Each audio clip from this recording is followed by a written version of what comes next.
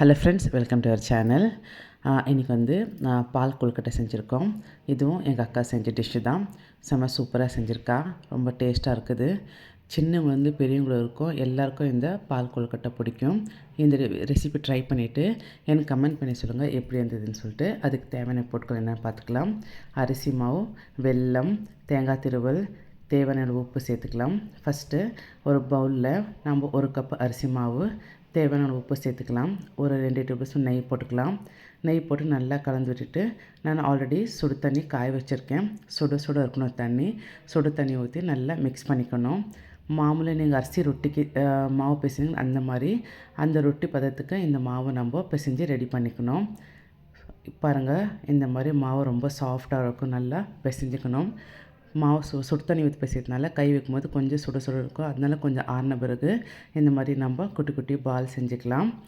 நம்மளுக்கு எந்த ஷேப் வேணுமோ அந்த ஷேப் பண்ணிக்கலாம். பாலாகவும் செஞ்சுக்கலாம், இல்லை சிலிண்ட்ரிக்கல் ஷேப் பண்ணால் சிலிண்ட்ரிக்கல் ஷேப் செஞ்சுக்கலாம். எது வேணுமோ நம்ம அதை செஞ்சு ரெடி பண்ணிக்கலாம். நான் இன்னொரு பேனில் வந்து 1 லிட்டர் பால் ஊற்றி கொதிக்க வச்சுருக்கேன்.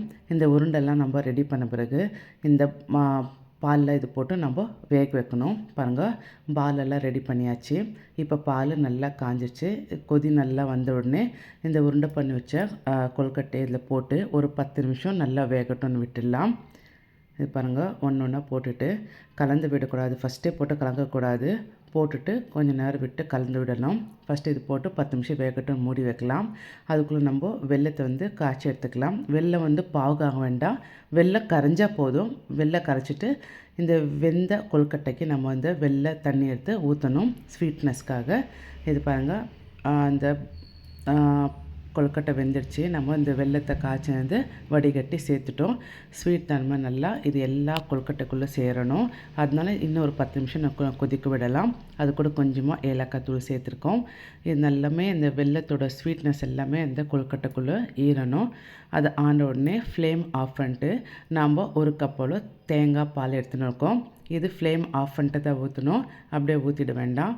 இது பாருங்கள், தேங்காய் பால் ஊற்றி நல்லா கலந்து விட்டுட்டு சர்விங் பவுலில் ட்ரான்ஸ்ஃபர் பண்ணிக்கலாம்.